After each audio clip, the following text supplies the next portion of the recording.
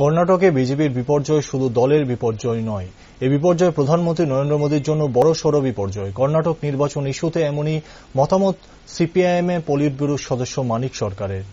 কর্ণাটকে যে ফলাফল হয়েছে তা শুধুমাত্র বিজেপির বিপর্যয় নয়, এই বিপর্যয় প্রধানমন্ত্রী নরেন্দ্র মোদীর বড় সড় বিপর্যয়। বক্তা সিপিআইএম পলিট ব্যুরোর সদস্য তথা প্রাক্তন বিরোধী দলনেতা মানিক সরকার রবিবার সাংবাদিকদের মুখোমুখি হয়ে এমনটাই জানান তিনি বলেন, কর্ণাটকে কংগ্রেসের জয় এবং বিজেপির পরাজয় নিয়ে মতামত ব্যক্ত করতে গিয়ে স্পষ্টতই বলেন, কর্ণাটকে যেভাবে বিপর্যস্ত হয়েছে বিজেপি তার প্রভাব গোটা দেশে পড়বে খুব শীঘ্রই।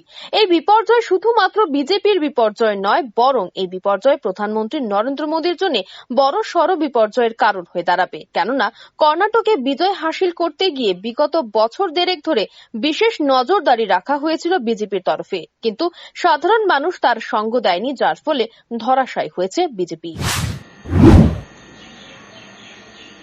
আমাদের পার্টির পলিট ব্যুরোর তরফ থেকে কর্ণাটকের ফলাফলের উপর গতকালই বিবৃতি দিয়েছেন।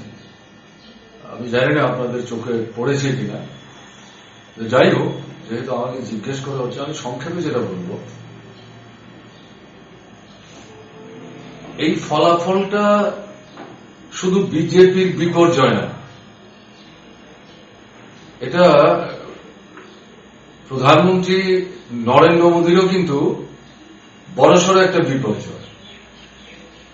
কারণ এই কর্ণাটকে সরকার টিকিয়ে রাখবার জন্য গত বছর দেড়েক যাবৎ বিজেপি এবং প্রধানমন্ত্রীকে সামনে রেখে তারা যে প্রচেষ্টাটা গ্রহণ করেছিলেন, এবং বিশেষ করে ভোটের সময় যেটা আমরা দেখলাম,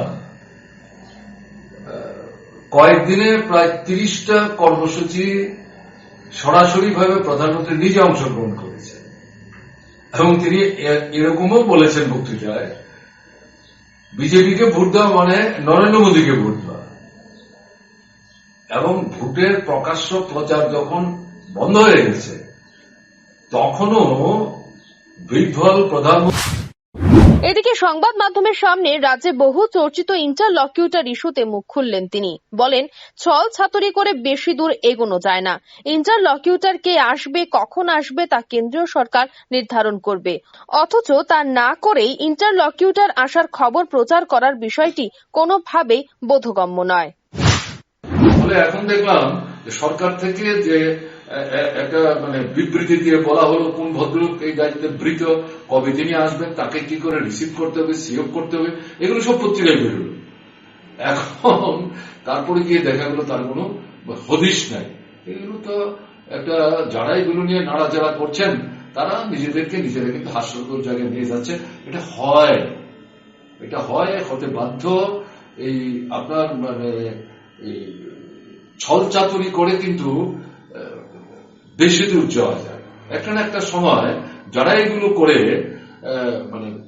মনে করেন কেল্লা ফাতে করবেন, তারা একটা সময় ধরা পড়বেন, মানুষ কিন্তু তাদের ছেড়ে। এদিন রাজ্যের সার্বিক পরিস্থিতি নিয়ে অভিমত ব্যক্ত করেন মানিক সরকার। যদিও সাংগঠনিকভাবে নিজেদের ভিত যে বর্তমানে একেবারেই তলানিতে এসে ঠেকেছে, সে বিষয়টি নিয়ে একবারও মুখ খুলতে দেখা যায়নি ওনাকে। Bureau report, rising Tripura.